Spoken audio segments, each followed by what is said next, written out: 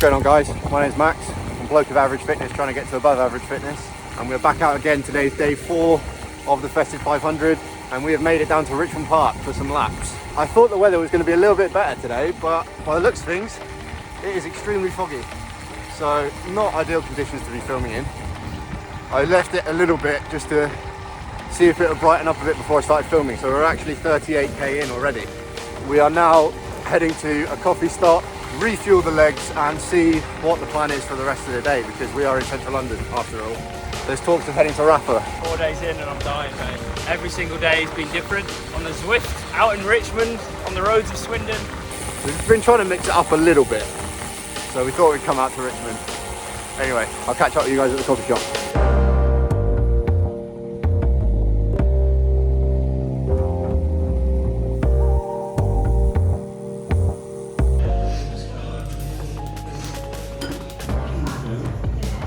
Okay, so we've fueled up, coffee and cake is on.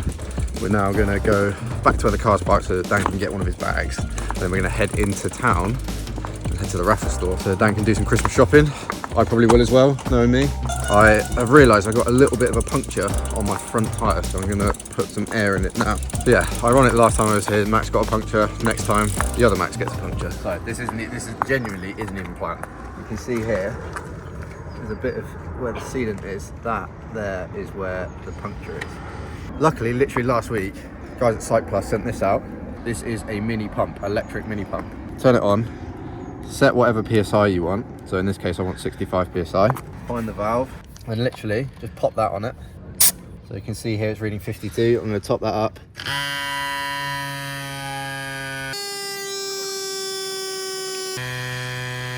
Gets to 65, stops. Pull it off, that's it, tyres inflated. Mate, do you remember my Decathlon pump? Yeah. I couldn't even screw on. Sick. And it would take me ages to pump it up. That's done it in what, 30 seconds? I'll leave a link to it in the description where you can get your hands on one of these. Honestly, best piece of kit that I've got in my cycling journey so far. This is insane. You only stop for a coffee and then you go back out on the road and it's freezing again. That is what it's like right now. It'll be the first time I've ever ridden this bike in like proper central London, so hopefully it goes well, otherwise this might be the last video you see from me.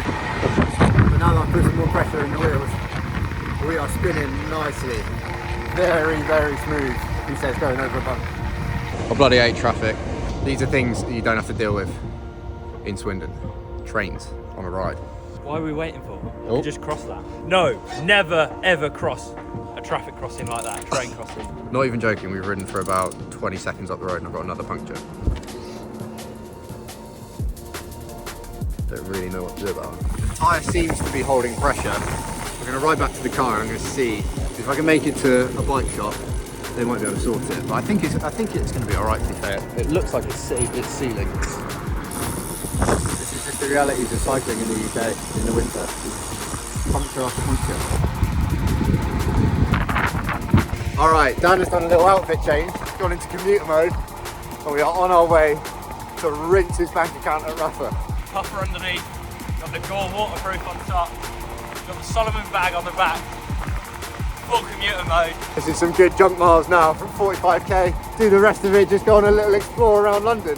Hopefully my tyre holds out. Find out in about 20 minutes when I'm sat on the side of the road. Cue all the comments about how shit tubeless tyres are. Oh dear. Where's your mudguard at, mate? You need to get it out, get hit in the face with your spray. Ah, we're not made of sugar, mate. Bit of mud never hurt anyone. Tell you what, cycling in London is a little bit more scary when you're on your own bike and not on a line bike. Every time we get to a junction, I'm like, oh shit. Down this route, as I said, I believe we're in Hyde Park now. There's horses everywhere. Where do you even keep a horse in central London? I feel well at home. I love horses. Almost been taken out by a couple of taxis, but nothing too major. So far, a successful trip.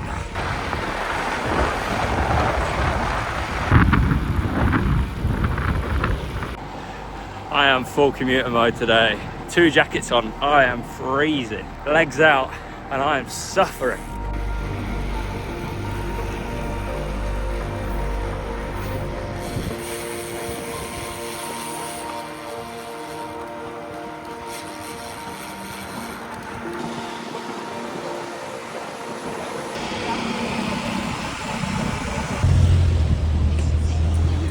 boys home. Ditched all the stuff that I'm wearing. Let's get in there. Let's get some fucking money spent. Right, bikes are right. Made it to the Rapha store.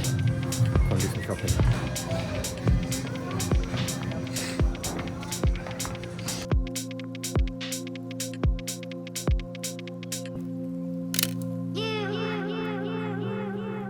Alright, left Rapha, now we are heading back. Proper fancy here. Somehow, we went to Rapha so that Dan could pick some bits up. He didn't buy anything, but I did. That place, every time I go there I have to pick something up. It's so annoying. Didn't buy anything, mate. Just catfished you into thinking I would. I'm really good at that, not buying stuff. Okay, ride review. Another good day out in London. Cycling through central London is a bit sketchy. We've made good progress for our route today. It's so much better than being sat on the turbo for 2 hours.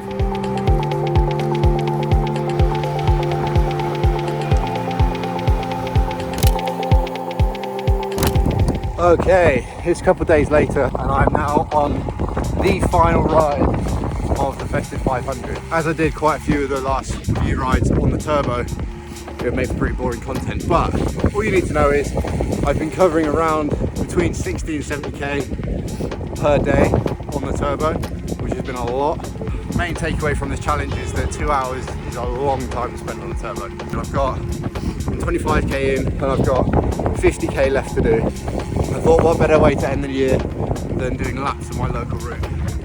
To end the Festive 500 and to end 2024. Achieved so much this year, triathlon, getting more and more into cycling. Obviously the YouTube channel. I just want to say everyone that's been watching the YouTube channel, I really, really appreciate you. Thank you so much. Now, I can't lie, I am so ready for the Festive 500 to be done. 2 or 3 days ago, I really wasn't sure if I was going to finish this. My legs this week have just been it's been so sore all week. Also because for some reason I decided to wake up early to try and get all the rides done before the day started.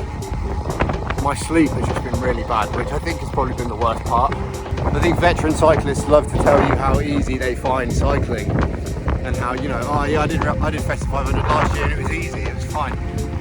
For the average cyclist, it's a long way. It is a long way, and it is difficult to do alongside family commitments over Christmas. So to anyone that has done the Festive 500, well done.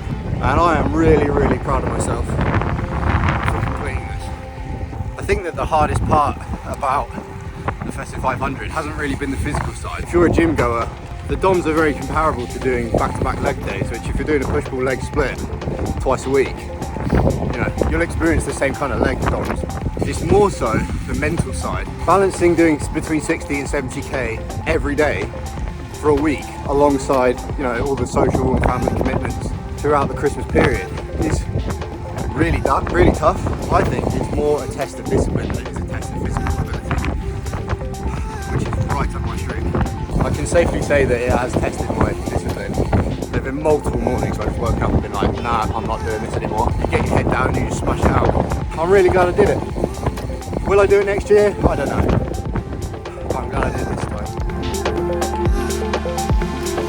I have come dangerously close to bonking on this ride, so I did a little co-op stop and bought some snacks to give me a bit of a resurrection. I'll tell you what, it is absolutely freezing today. Obviously earlier in the video I went to the Rapha store, actually picked up this gilet.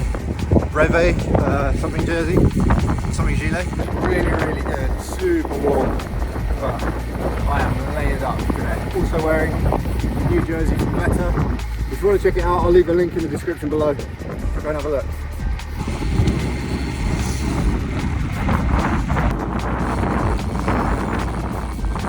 And just like that, Festive 500 complete. Come on. I need food. Alright. It's a couple hours later, let's dig into these stats. So the ride today was 75.64 kilometers, did it in 2 hours, 45 minutes and 50 seconds, which is a fine time, especially considering the average speed was 27.4. So it wasn't exactly a fast ride, but then again, you know, towards the end of Festive 500, my legs just didn't have any juice, so I'm not really overly surprised that it was a slower ride. It was really nice to get out on the bike rather than have to do 2 hours and 45 minutes on Zwift. So yeah, I'm glad I managed to get outside. So I'm just looking here, overall stats for this week, 501.1 kilometers. Moving time 18 hours and 26 minutes, elapsed time 22 hours. That is to account for all the coffee stops. 3,000 meters of elevation, which is pretty low, but obviously when you're covering 500k and you're an average cyclist, pretty good to try and get as little climbing done as possible. So 501 kilometers, I am over the moon with that. I literally don't care how quickly I did it or how slowly I did it. The fact that I covered that distance in a week is nuts to me. Like, if I went back in time and told myself a year ago that I did that, wouldn't believe me. So really happy that I did it. But yeah, what a good way to wrap up 2024. Really happy with where my cycling's at and where I've got it to this year. Next year, only want to do bigger and better things, so I'm gonna really try and hit the ground running with this. To all the new people that are joining the YouTube channel, thank you so much for being here. I really appreciate you watching all the videos. I'm just going to try and keep this ball rolling into 2025. That being said, I'm going to leave it here. Thank you so much for watching. If you made it this far, I really appreciate it. Like, subscribe, all that good stuff, and I will see you next week.